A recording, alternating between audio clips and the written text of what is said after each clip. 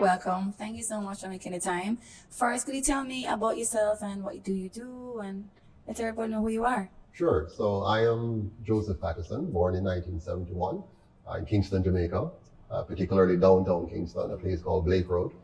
I'm married to Charlotte Masada Patterson for the last 29 years. We have 3 children. I'm an accountant by profession. In fact, I was first trained in engineering at UTech, and then I became a CPA in Canada, where I migrated. And I returned to Jamaica, became a farmer, in addition to being an accountant, and in addition to being an entrepreneur. And I find myself leading a political party that I created a few years ago with the hope of transforming Jamaica into a well-governed country.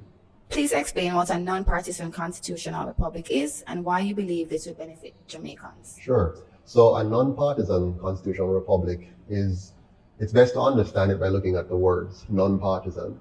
In the current system that we have in Jamaica, it's partisan, it's divisive, it divides us into 2 tribes and have us fight for scarce benefits and spoils. That's something given to us by our colonial masters. That's not necessarily the way we should govern ourselves. So a non-partisan system is one where you remove party as the primary method of politics and you focus on policy and getting people around the table. So it's non-partisan. Constitutional now means that instead of you being ruled by the whims of men, you are ruled by the rule of law. And so those laws are carefully designed to protect your individual sovereignty, your rights. So regardless of who you elect, those rights are fully protected. A constitutional means your rights are protected, the form of government is solid, and the people are protected from tyranny and any form of government gone awry. Now, a republic, many people believe a republic is simply not having the monarchy as head of state and replacing that with a president and saying, now you're a republic. That's not true. A real republic is one where the Constitution fully protects your personal sovereignty. Anything else is actually a fake republic. So America, for example, which says it's a republic, is a fake republic. Barbados is a fake republic. Trinidad is a fake republic. China, very much a fake republic. The closest the world has ever come to seeing a republic is the US. But they have kind of wandered away from the roots of why they were trying to be a republic. Remember, they were trying to create a nation where the individual citizens are fully free and fully protected from tyranny. The moment you have lost that kind of element, you cease to be a republic. So a true republic is the one that we're going to create, a non-partisan constitutional republic to protect the rights of the Jamaican people. What is your plan to protect Jamaican business owners from paying extortion money to gangsters? Right, well, in order for you to understand the solution to the problem of extortion of gangsters of businesses in Jamaica, you have to understand the origin. So Jamaica before 1962 was relatively peaceful. The violators of our rights were the colonial powers here who were using racism, classism, and all kind of ism to separate us, divide us, and steal from us. Now, over time, our leaders, our own indigenous Jamaican, if you will, became our political leaders. The first set came into power in 1944, which was the JLP government, and then the PNP following. So for 80 years now, we've had those 2 parties. Now, they're the ones that brought guns into the country. They're the ones that created the gangs, gave them, government contracts. They're the ones who created garrison communities to get votes. And so out of that, we have become a culture of violence and a culture of corruption and a culture of scamming. Now, we're asking them to fix our crime problem when they are the ethos of it, they are the genesis of it. If you want to stop the crime and you want to reduce the possibility of extortion of criminals, you first have to remove those who are the architects of it from power. And then you have to make sure you have a government which is based on the right kind of policies and foundations that the UIC has explained to us. So the moment we move from the model we currently have to a model that is designed to protect the rights of the citizens, designed to give us proper checks and balances, designed to ensure that people no longer have to look to forms of crime and corruption to gain some kind of economic power, you'll shift the balance of power away from gangs, away from criminals, to a highly productive society. I see on your website that you speak about lowering GCT. If you lower GCT, where we get the funds to run the country and implement the social programs you promise to provide the Jamaican people? Excellent. So right now, Jamaica does not have a revenue problem in terms of government. What we have is a misallocation of funds. So if you have a government where every year you're losing over $700 million US to corruption, then if you stop the corruption, you're really shift those funds back into the productive sector and back into proper governance. We have planned to change the tax structure to make it simpler and more efficient. Here's what's going to happen.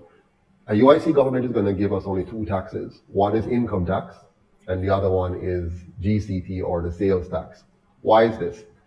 The income tax is all you need. 10% of everybody's income is all you need to run the structures of government to ensure you have a safe, clean, and orderly country. I'm an accountant, I've done the math. The second thing that you need is to address the social problems of the country, decades of problems. Now, if you target the social problems right at the core, what are the core?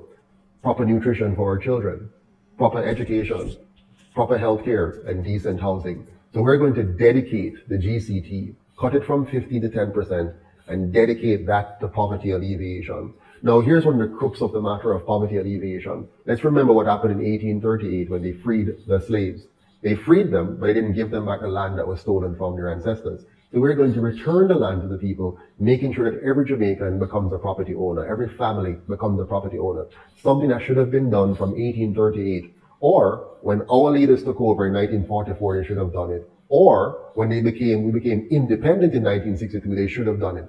But they have not done it, and now the UIC is going to do it. We're going to have what is called land reparation. So rather than wait for the foreign masters or colonial masters to give us money for slavery, why don't we give our people back the land that was stolen from them? Let us lead by example by repairing the breach, reparation, by giving land to the people, giving them their birthright, and then providing a governance model that ensures every child receives the nutrition, education, and healthcare that they need. One more point. Singapore, which is 1/15th our size, with twice as many people in their country, have a 93% home ownership rate. If we have 15 times as much land as Singaporeans and half their population, we must be able to give 98% of our people a proper home to live in. And that's what we're going to do. So the GCT and the income tax that I have prescribed is enough to do all of that simply by cutting out the corruption. You have blamed the current Jamaican government for corruption, which has led to current problems in Jamaica. Please elaborate more on what you mean exactly. What is your plan to clean the country from that government, that corrupted government, and backdoor deals? How do you keep yourself from being corrupted? Okay, that's a very, very loaded question, but let's take it piece by piece. First of all, I have not blamed the government for corruption. I've simply taken the time to explain our history to us. So it's a historical fact that in the 1930s, the then media, which was the Gleaner Company, and the then plantocracy, which we'll call the PSOJ today, and the colonial parties, which you know those two parties, they colluded together. That's history, to get rid of Marcus Garvey and to get rid of the Marcus Garvey party and set up a system of corruption which has plagued us to this day. Here's how the system works. The powerful moneyed elites fund two parties and give it to the people as options.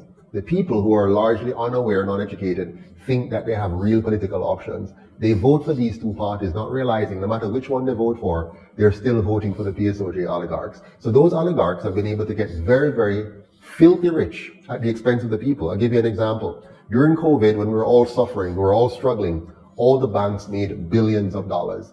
Major cruise ships could come in and do their business. The big companies could open, but the small man, the small people, they were shut down. That is a micro description of what has been happening for years in Jamaica. So I'm not blaming them. What I'm doing is helping the Jamaican people to become aware, to become informed, and to become empowered. Now, what will protect me from becoming as corrupt as them should I be elected through the UIC to become the next Prime Minister and then lead us to become a republic? The UIC is not based on empty promises. We're based on changing the system. So the moment you elect us, you're going to know if we're honoring our commitment or not. For example, the current Prime Minister, he promised you a fixed election date. He never got it. He promised job descriptions. He never got it. He promised 4% growth in 5% growth in 4 years. He never got it. So you can see clearly his failings and you can vote him out. When you elect us, you can see clearly our success and you'll choose to vote us back in.